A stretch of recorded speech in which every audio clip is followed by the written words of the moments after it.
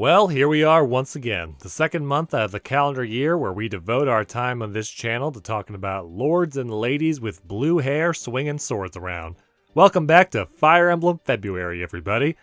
2 years ago, I ventured beyond the canon of Fire Emblem and dipped my toes into the waters of fan games. Ooh, feels a little self-inserty today. These were non-profit, fan-made products made in the style of Fire Emblem, or in some cases, expansions and retellings of specific games. It's an interesting area for sure. The world of fanworks have come a long way since the days of fanfiction.net. I mean, Jiminy Christmas, some ambitious creators like Alfred Kaman have gone on and turned their fan hack passion project into a real, funded video game. Godspeed, Alfred. At any rate, all this talk of fan games and fan projects made me want to play more Fire Emblem fan hacks this year. And so I did. This year's theme is once again going to be more Fire Emblem fan hacks and fan games. I picked a handful of hacks to look at based on some recommendations I received from some people, and we'll be going through them.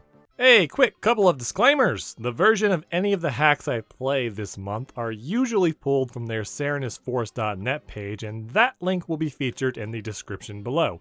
I try to cross-reference that with the FE Universe page as well to make sure I'm getting the latest version of the hack, but I can be dumb and make mistakes. So if there's another version floating around that is the intended version to play, I am certain a very helpful comment will come along telling everyone what it is. Regardless, for this particular video, I went with the Serenus Forest link because according to Dropbox it was uploaded after the latest FE Universe link, but both claim to be the latest version. But the Serenus Forest.net version has more complete content and dialogue, so I'm assuming that's the correct one, and that's the one I reviewed, even though there are some pretty big gameplay differences, like how Wrath Chapter has Fog of War in the FE Universe link, but not the Serenus Forest one.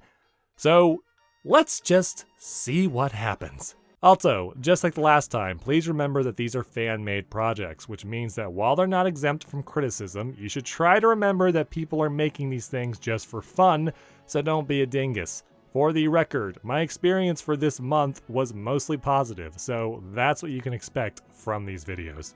And so, without further ado, let's get to the first hack on our list. This is Fire Emblem Elibean Nights.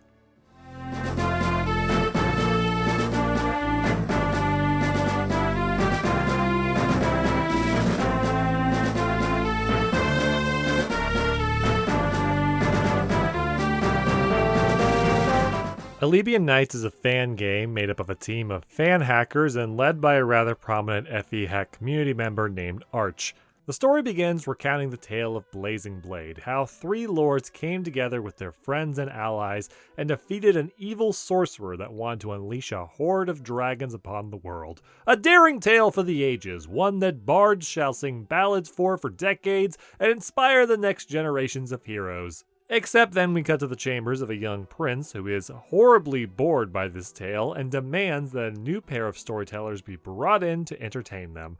The two storytellers, who look mighty familiar, decide to regale the young prince with a plethora of tales of heroes and villains from the land of Elebe, a set of tales known as the Elibean Nights.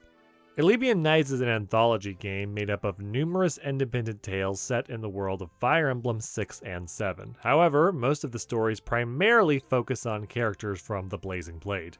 The main intent of the game story-wise seems to be to bridge the 20-odd year gap between these two games by showing the characters struggling to adjust to their newfound responsibilities after the war, tying up loose plot threads that never got resolved in either game, and at least one tale that allows you to play as a small group of villains, including the King of Burn himself, Zephiel, as he sets up the events of Binding Blade and his bloody conquest. Elibean Nights is probably one of the most technologically impressive Fire Emblem hacks that I have played so far, not necessarily in the sense of what it does with its custom units, sprite work, or other typical elements that you find in these types of hacks. Rather, what I'm referring to is just the general presentation of the game and how you choose to go about playing it. The game is an anthology, and a majority of the tales are independent of each other, something that they tell you right off the bat. There are a few exceptions, like how Lynn's story precedes Wrath's in a big way, so you'll probably be confused if you don't do the former before the latter, but for the most part, there is no designated tale order. That being said, my personal pick for starting out ended up being Lynn, because I have some nostalgia goggles for her and I thought it was thematically appropriate considering she's the lord you start with in Blazing Blade. Going back to the tech part that I was praising earlier, I really like the way that the initial tale select is set up in this game. You select your unit like you normally would in a Fire Emblem game and have them approach one of the many characters on the board and then decide if that's the tale you want to play. If it's not, or if you just ran out of movement, then you wait a second and then go again. It actually reminds me a little of that museum you can walk through in Modern Warfare 2 and then press a button to have everything attack you, which I don't think can happen here, but I've got my eyes on you, Lynn. There's also other screens that you can access by talking to one of the OC characters near the bottom. Things like bonus scenes that you can unlock, achievements to view, or even a matchmaker mode that lets you set the pairings from FE7 you want. Like if you prefer Lynn to be married to Eliwood and not say Wrath or Kent or Hector. And for someone that is a shipper like myself and really loves the pairing mechanic of Fire Emblem, this is a godsend. Just great. Mwah. Also, yes, I'm taking time to praise a menu screen right now, but it's a cool menu screen and a neat method of presentation that deserves mentioning. It's also something that I feel is indicative of what Elibean Nights is trying to be. It's not just an expansion of FE6 or FE7, but a show-off of the creativity and ingenuity that the fan hacking community can achieve, even for something as simple as just turning your menu screen into a Fire Emblem map. But we're not here to talk about menus, are we? No, we're here to talk about drama and chess. Each tale focuses on the personal conflict of a character, but they're typically joined by a handful of companions who will assist them in dealing with whatever trouble plagues them. Like Eliwood getting over the death of his mother while defending the kingdom from bandits, Merlinus rebuilding villages, Raven getting his revenge, Lynn abandoning her husband and son to go live on the plains like she always wanted. I'm sorry, what? Excuse me, but I just went through the trouble of pairing Eliwood and Lynn together, and you're telling me now that Lynn's story is partially about her abandoning her damn family? Like, okay, I get it. Realistic expectations. Sometimes marriage just doesn't work out. Lynn is a plains girl at heart and not a noblewoman to live in a castle, but that's a bummer. Like, damn, guys. That really sucks. Also, just a side note, I noticed that they also allowed some characters to have multiple A supports, like Rebecca, who could have one with both her husband and her brother Dan. But when I was playing, I forgot who Dan was, so this confused me before they started talking. I just thought, so Rebecca is Polly now. That's interesting. Oh, wait, no, that's her brother. That doesn't make any sense. But this is Fire Emblem. The stories vary in scope depending on who they follow and what they're about. For example, Hector's story deals with him quelling a rebellion in his kingdom after some other lords are fed up with how he's running things and decide to usurp him. And as a result, you get what seems like a genealogy-sized map as you put down the insolent fools that dare stand up to your wilderness beard. Jesus, man, you probably gotta get your own search and rescue team to find crumbs in that thing. But then there's smaller stories like Igren and Hawkeye going through the desert so that Hawkeye can pass on his mantle of responsibility to his daughter as he's in the process of dying. This story only had 3 units under your command, and most of it is spent moving through Fog of War and having the 2 main characters talk to each other, with Hawkeye speaking of his regret of not being a better father. Then there's stories like how Merlinus is running around rebuilding villages that were razed after the war, while Rebecca, her amnesiac brother, and Will have an optional set of conversations in the background about repairing their relationships. Then there's Legault busting out some Black Fang members, there's Raven getting revenge for the death of his father on the assassin that killed him, followed by fighting off the assassin's employer's entire army in a last stand. The list goes on. The stories were varied and unique to each other, which was good, and there were some tales I enjoyed more than others or felt that some were put together better, but there were very few that I found actual displeasure in. The closest I think I got to was Legault's map, because after storming your way into the enemy camp to rescue your allies in this cool one-man army scenario, the enemy then spawns Dragon Riders every turn to try and run you down, as you now have to get everyone all the way across the other side of the map while not dying.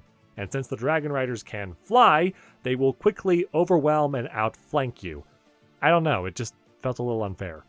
The maps are varied in their own self-contained mechanics as well, which was neat. Some maps had hidden objectives you could tackle that might reward you with bonus content or require you to do something in a certain way to make your life easier. For example, in Hector's map, you can strong-arm your way through the main army to reach the boss, who is the only one you actually have to kill to win, or you can go north of your starting position and sneak behind him. The game even lampshades this if you don't immediately go by pulling up the drawbridge on that route and taunting how stupid you were to not think of that. Well, sorry for trying to save my friends first, you big bag of douche. I also enjoyed that the stories incorporated characters from both FE6 and FE7 into the playable roster because it helped create the bridge between those games that the hack was trying to achieve. For instance, having Dayan show up to assist Wrath and Lyn and their stories was nice, because Dayan was always just that character I sort of got if I didn't do Juno's route and Binding Blade, so here having him have more story focus and presence was nice. There's also lots of inter-army interactions, like having characters talk about what they've been doing after the war with each other, or having the characters you had get married be sweet on each other. And while I don't particularly like how Lyn is handled with her romantic support if they're not Wrath, I do like that she will show up on that partner's map alongside them anyway if they are married, like how she was a supporting unit in Eliwood's chapter on my playthrough. So yeah, Elibean Nights did a great job with what it was trying to accomplish. But at the same time, it's important to remember that this is a review and there will still be criticism, so let's just get this out of the way. One major issue that anthologies can experience is the issue of inconsistency. With so many different stories being put together under the same banner but headed by different directors and writers, there's bound to be some stories that are just better or worse than the other ones, whether it be by the writing itself, individual gameplay elements, or other contributing factors. Elibean Nights is, unfortunately, not much different in that regard.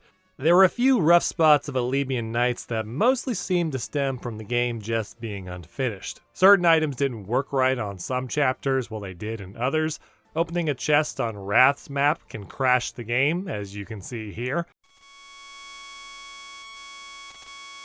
And then there's just a few general inconsistencies in difficulty and map layout. Kent's map gets special mention here because out of all the tales that are available, his seem to be the most unfinished as of this writing.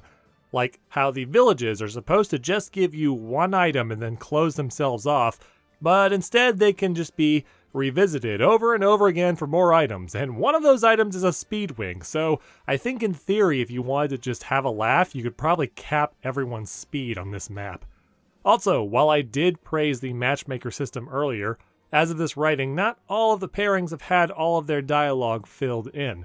For example, on Hector's map, Farina will show up in the dialogue beforehand to snark with Hector if they're married, but if he's paired with, say, Lyn, then she'll show up as an ally on the map, and that's about it. Compare and contrast to Eliwood, who has dialogue with all of his wives, even if most of it is just copy and pasted between them. And then there's how there's some dialogue between married couples that have had the wrong script inserted, like how when Fiora tries to talk to Kent on his map, she instead gets dialogue from one of Nurgle's morphs that just comes out of nowhere, or how Farina talking to Dart on Merlenis' map will instead prompt a scene where Hector finds out about the death of his brother. And again, I understand. This is all the result of just the game being still in development and unfinished, and they're probably just programming goofs or just inserted as placeholders that are going to be changed later. It's not really something to bring up as a point against the game when it's not yet reached its final form. But it was funny. And because it was funny, that's why I'm talking about it. There's just something hilarious about the idea of Dart and Farina trying to share a tender moment, and then Hector bursting in screaming about his dead sibling instead. Another thing to talk about is how the playable units were handled themselves. The main characters, for the most part, were done well. I like that the maps focused on several side characters forming together into a tough band of extras too. People who could just function independently from their main lord. It was like watching a Lower Deck episode of your favorite TV show where you got to see your favorite side characters get into wacky hijinks and develop as people. The issue I have isn't with that, but rather several of these stories also implement new characters that we've never seen before as a means to help them out to even your ranks, and probably also so we can have the classic Fire Emblem moment of recruiting enemy units or finding new allies on the battlefield. The problem here is that it feels kind of weird to drop lots of OCs into stories that are specifically supposed to be about characters that we're already familiar with. Part of the benefit of using characters that you already know for a short 1-2 chapter story is that you don't need to spend a lot of time developing them because they're already developed. We already know who Eliwood, Lynn, and Hector are and what they're about, so now anything more we see with them is icing on the cake. We have a general idea of what Raven's on about, that being revenge, so it's not jarring to now follow him on doing that. So on and so forth. But adding in original characters that weren't part of the story can feel odd because now I feel like we need to develop them, and if we don't, then it becomes harder to care about their involvement at all. And I should say that the original characters added are not like bad or even Mary Sue-ish. God, I hate that term. None of them steal the spotlight from the characters that are supposed to be the focus. They are just a little out of place. Although, that being said, I will say there was one specific instance where an OC showed up and they left me confused. In Wrath chapter, Lynn is captured by the villains and the heroes are rushing to save her, but another character slips in and frees her first, named Tony. This is Tony. Lynn knows Tony. Dayan knows Tony. Tony is apparently really cool. But here's the problem. I don't know Tony. Seriously, Tony, who the f*** are you? I actually looked this one up, and from what I can gather, she's a character from another fan game called Fire Emblem Immortal Sword, so she's here because she's a reference to another fan game, which, okay, cool, that's probably a neat Easter egg for people that are heavily involved in these communities, and I can see why that would be fun to see. But the thing is that I'm not part of these communities, so from an outsider's point of view, it's off-putting to not only be introduced to a character that everyone supposedly already knows, even though they've never showed up before, but also their design is so drastically different from everyone else that it's just weird. It's so weird. I'm sorry, Tony, you're a good unit, but like, damn, what are you wearing? Also, while we're talking about character designs, I do like that several of the characters from FE6 and FE7 have updated portraits in this game to show the passage of time, but unfortunately not everyone has this feature. There's quite a few characters that are still using their FE7 portraits, and while the sprite work on the new portraits is quite good, it's still a slightly different art style from the base game, so when you have two characters from the same game talking to each other, it once again looks a little off. Of course, that could be an issue fixed with time. I'm finding that most fan hacks apparently drastically change the art design of their characters over development, just like normal game design. So for all I know, these characters would have gotten their glow up had the project not been cancelled. Oh, did I not mention that? Well, don't worry, we're about to talk about that right now. Elibean Nights is a good hack. Honestly, it's probably one of the better ones I've played. A lot of care and work went into this, and if I'm being real, it was a good nostalgia trip that allowed me to spend more time with characters I like in a setting that I love. I feel like the team behind this hack did a great job with what they've made so far, but unfortunately, like too many fan game stories, it doesn't have a happy ending. In September of 2019, Arch announced on the game's FE Universe page that the project was cancelled, citing a long string of non-constructive and just bad feedback that they kept receiving from players. And just like I said when it came to Midnight Sun, it is disappointing, but understandable. Fan hacks are thankless projects for the most part. The enjoyment comes from making something with people that you like working with, and giving to a community that will also appreciate it. So if you have a wave of discontent and that doesn't seem like it's helping improve the project, that can be overpowering, discouraging, and be easy for anyone to just decide that it's not worth it anymore. After all, what's the point of doing a project for fun if you're not actually having fun? Regardless, I definitely recommend Elibean Nights to anyone that enjoyed FE7. If you haven't played that game, you might not appreciate it as much, but it's a well put together hack nonetheless. My personal favorite tale was Zephiel's. Playing as the villain from FE6 and all of his badass final boss glory was incredibly fun and cathartic, as was being backed up by his most trusted other endgame bosses. It's a type of thing that reminded me of old RTS games that let you play a campaign as the villains as well as the heroes, and this was honestly something I wish more mainline Fire Emblem games would adapt. It doesn't have to be a whole campaign, just a few bonus maps from the bad guy's perspective. It's freaking great. Anyway, check out the link in the description below if you want to see it for yourself. As always, I can't tell you how to make these kind of things work, but there are lots of helpful tutorials on serenusforest.net that will assist with that. Stick around!